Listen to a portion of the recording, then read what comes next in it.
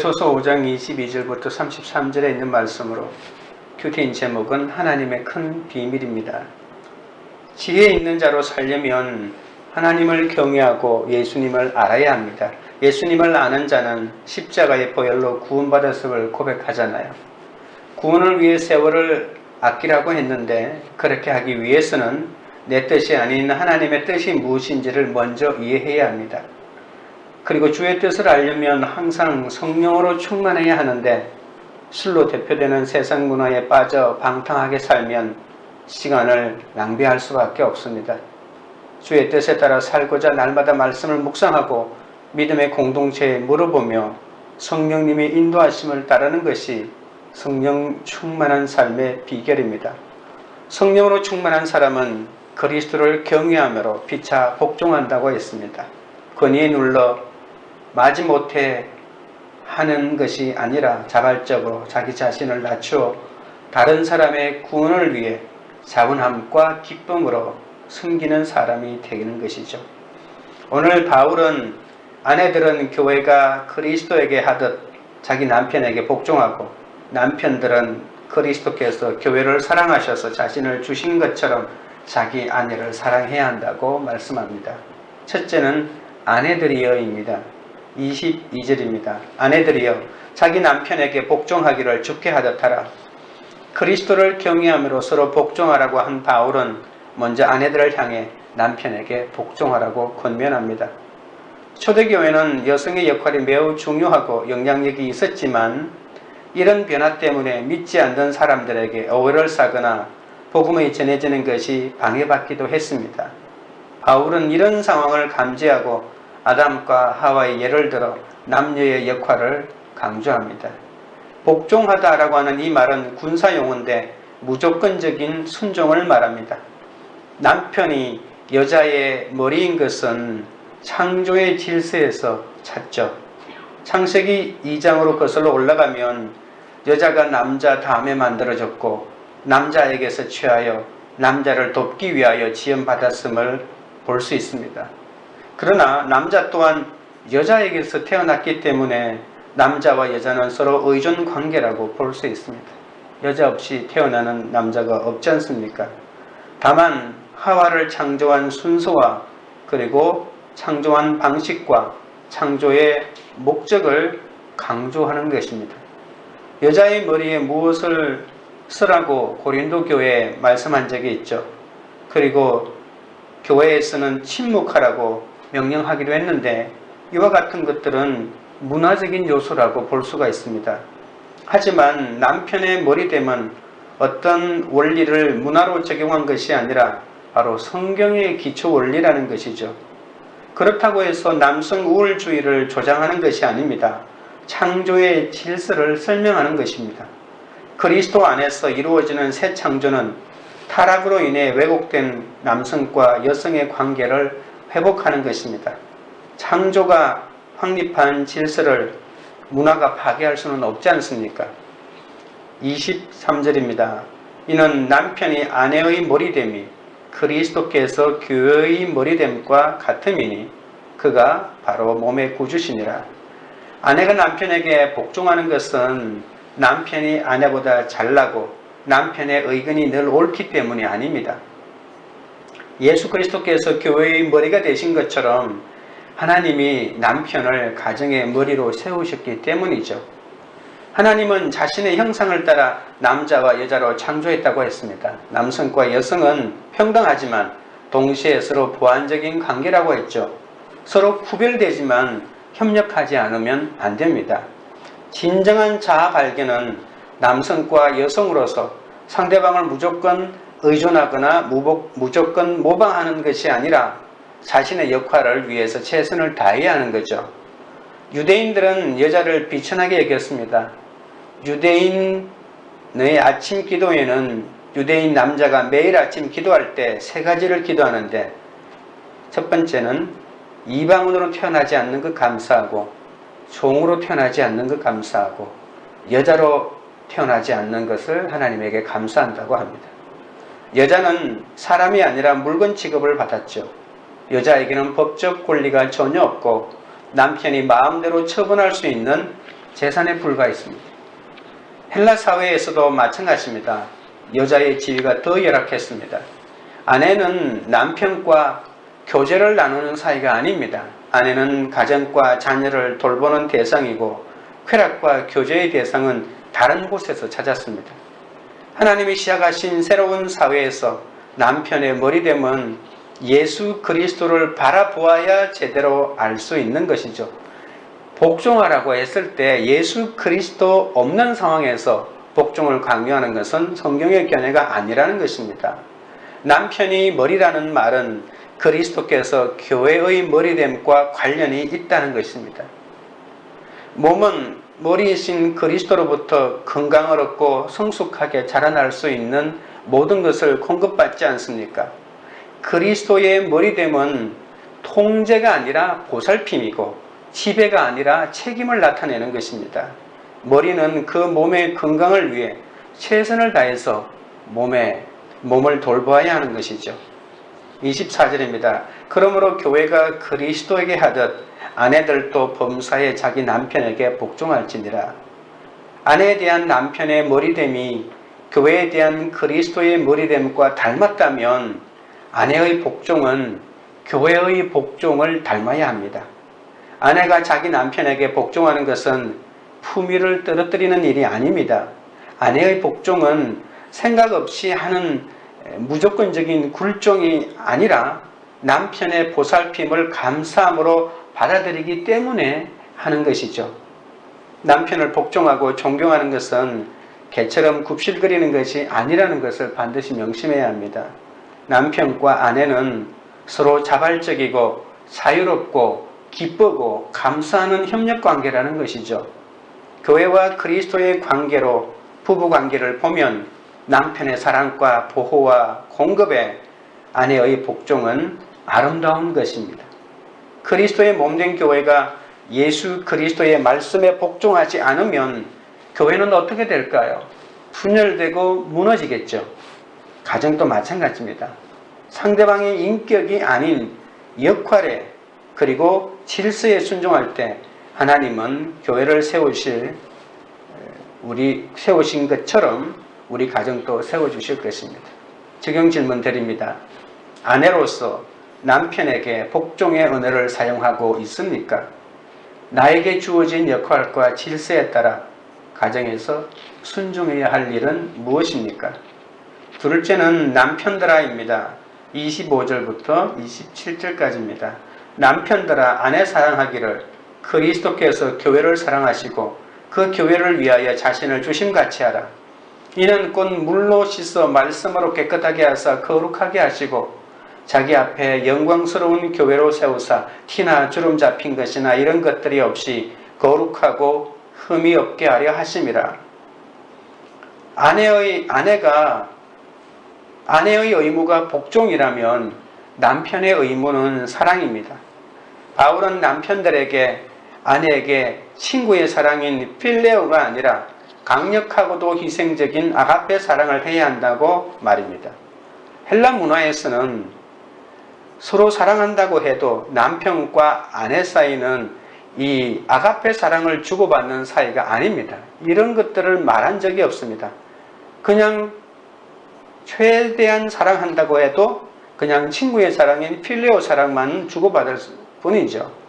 남편은 그리스도가 교회를 사랑하신 것처럼 자기 아내를 사랑해야 한다고 합니다. 신약 성경은 예수님을 신랑으로 그리고 교회를 신부라고 부르죠.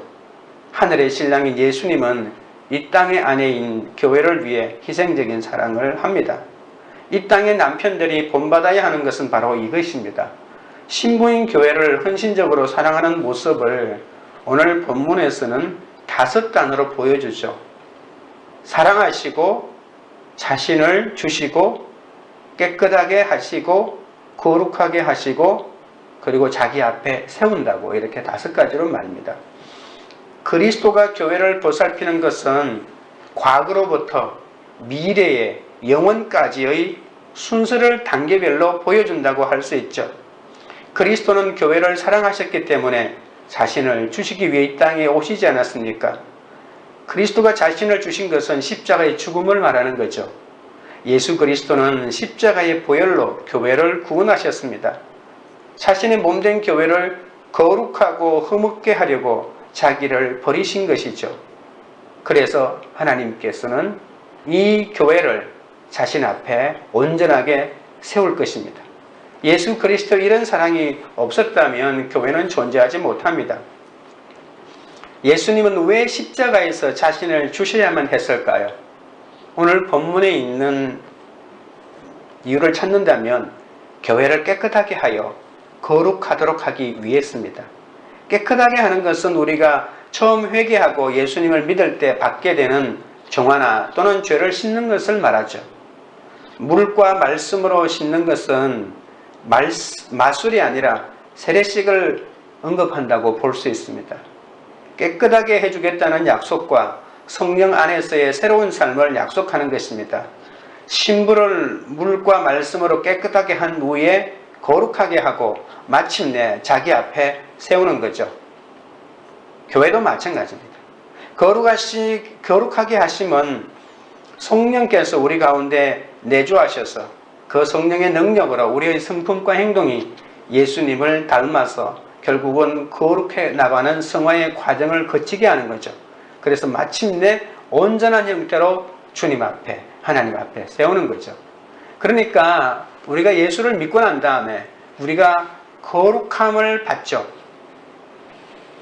그래서 하나님 앞에 서는 것, 이것이 전부가 아니라 우리가 죄인이지만 하나님이 의롭다고 칭하고 난 다음에 우리를 실제 삶 가운데에서 우리를 거룩하고 흠이나 티가 없이 우리를 이끌어가는 거죠. 성화의 과정을 거치게 해서 마침내 우리를 하나님 앞에 온전하게 세우는 거죠. 우리가 온전하게 되는 것은 물론 성령의 능력과 하나님의 은혜에 의해서지만 또한 우리의 삶 가운데 그러한 거룩의 과정을 하나님께서 우리를 이끌어 가신다는 것입니다.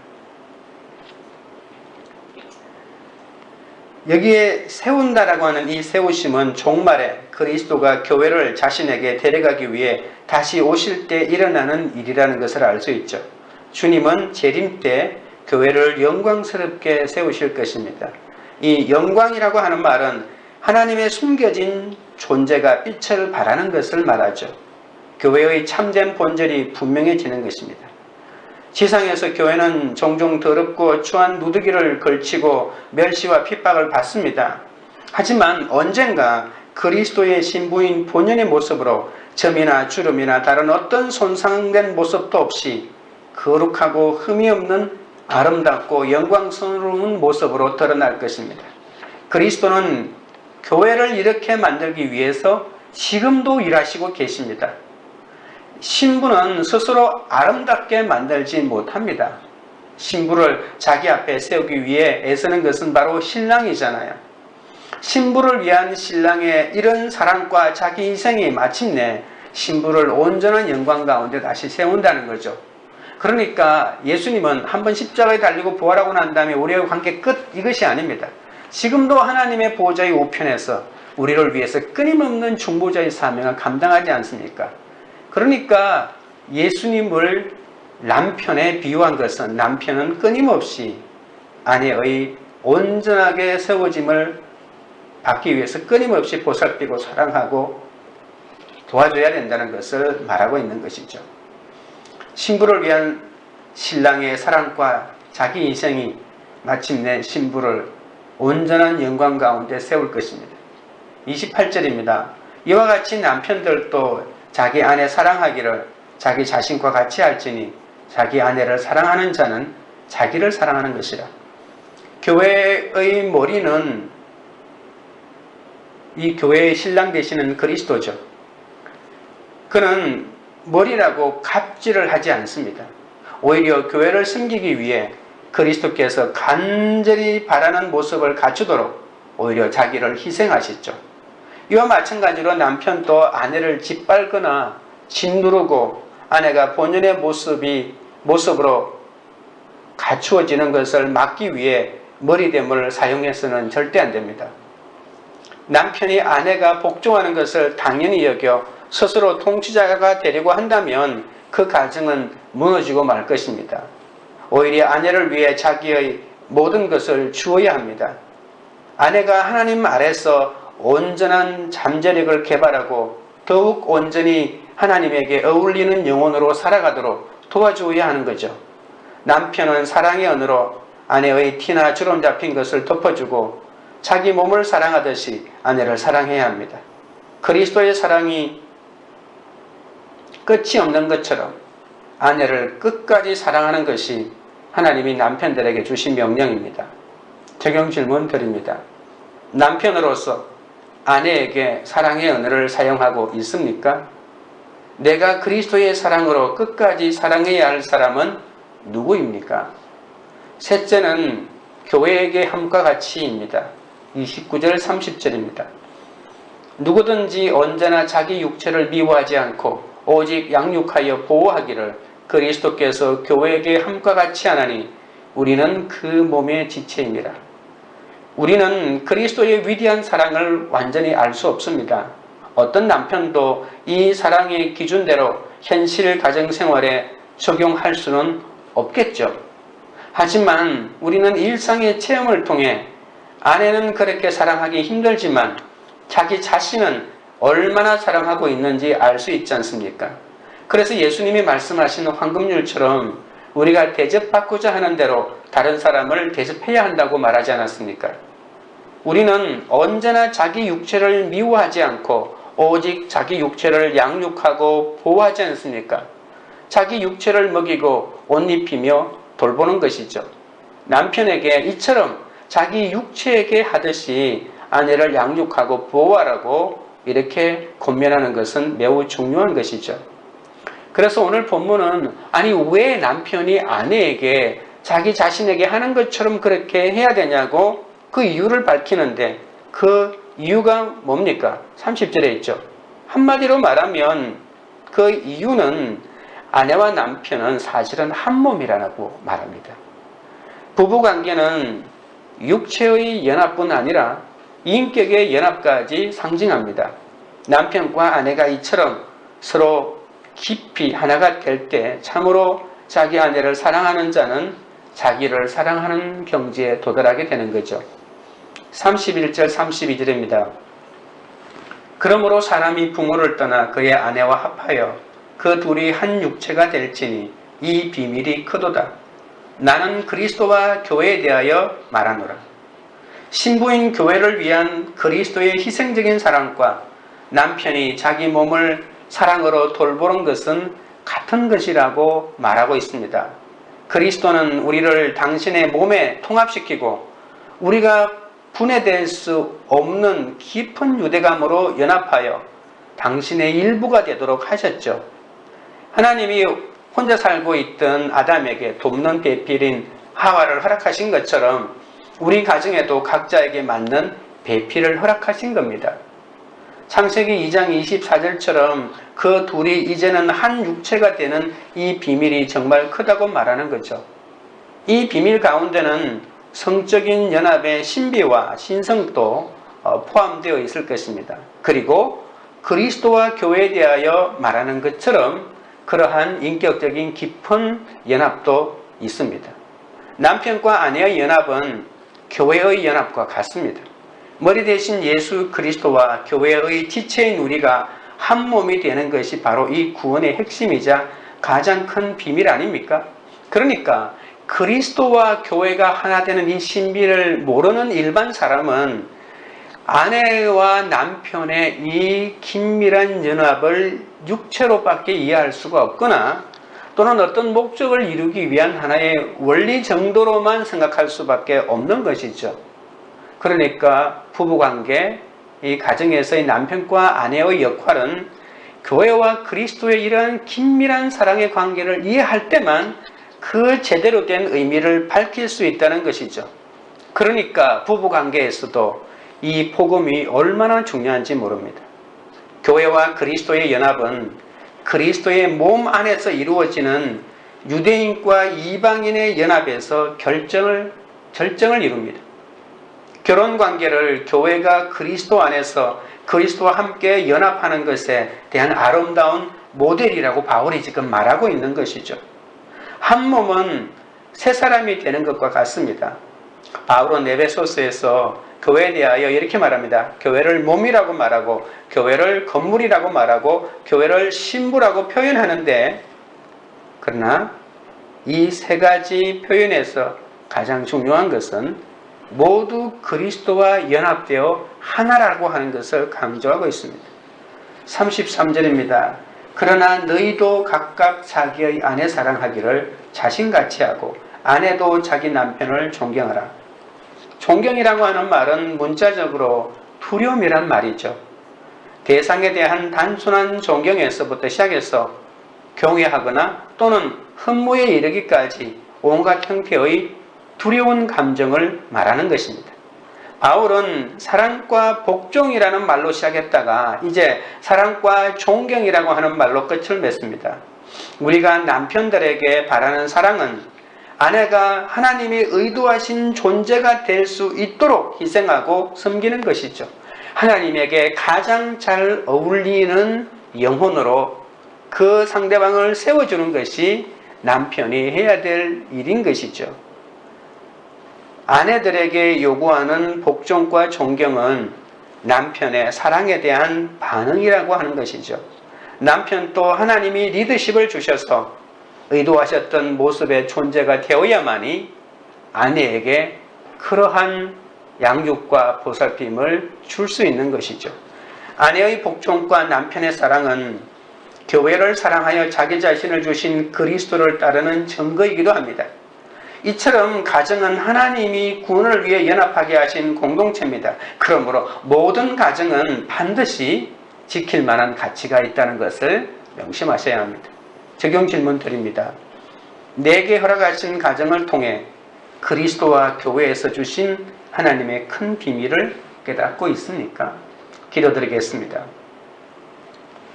하나님 아버지, 그리스도의 몸된 교회가 예수 그리스도의 말씀에 복종하지 않으면 교회는 분열되어 무너질 수밖에 없는 것처럼 가정도 마찬가지임을 배웠습니다. 남편으로서 아내를 사랑하지 못한 것을 용서하여 주시옵소서.